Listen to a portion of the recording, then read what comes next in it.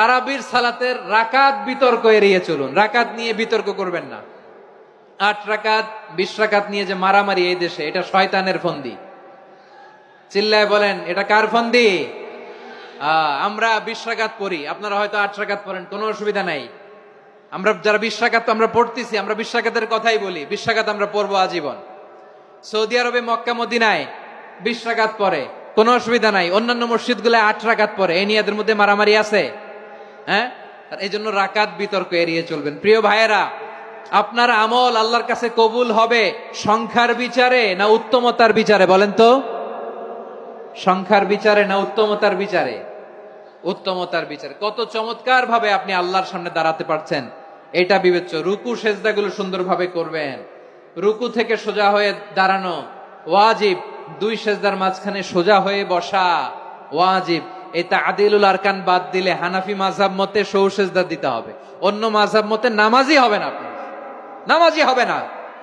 এজন্য ধীরস্থির ভাবে তারাবির সালাত যেন আমরা আদায় করি। পারা যাবে তো ইনশাআল্লাহ? 3 নাম্বার, তাহাজ্জুদের সালাত আদায় করুন। বছরের অন্য সময় উঠতে পারি না, অনেকে বলে হুজুর উঠতে পারি না, কিন্তু রমাদানে সাহারি খাওয়ার জন্য তো উঠাই লাগে। কি বলেন, সাহারি খান আপনারা? হ্যাঁ, খান না? খান কে কে দেখি তো? মাশাআল্লাহ মাশাআল্লাহ। এই সুন্নত পালনের জন্য 1 নাম্বার। মাশাআল্লাহ, ঠিক আছে, পালন করবেন। আল্লাহর হাবিব বলেন, তাসাহহারু ফা ইন্না ফিস সাহুরি বারাকা। তোমরা সাহারি খেও, কেননা সাহারির ভেতরে বরকত ঢুকায় দিয়েছে কে?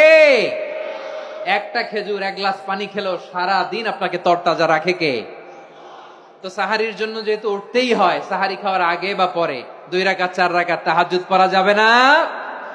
রব্বুল আলামিন বলেন, ওয়া মিনাল লাইলি ফাতাহাজ্জাদ বিহি নাফিলাতান লাকা আসা আইয়াবআসাকা রাব্বুকা মাকামান মাহমুদা। ও নবী, রাতের কিছু অংশ সময় তাহাজ্জুদের সালাত আপনি আদায় করবেন, কারণ এই তাহাজ্জুদ হলো আপনার জন্য নাফিলাতাল লাক, অতিরিক্ত ফরজ। আপনাকে মাকামে মাহমুদে অধিষ্ঠিত করবে কে? এজন্য যারা সম্মানিত হতে চান, সম্মানের আসনে যেতে চান, তাদের জন্য তাহাজ্জুদ অবধারিত। আমরা রমজানে সাহারির আগে তাহাজ্জুদ পড়তে চাই কি চাই না?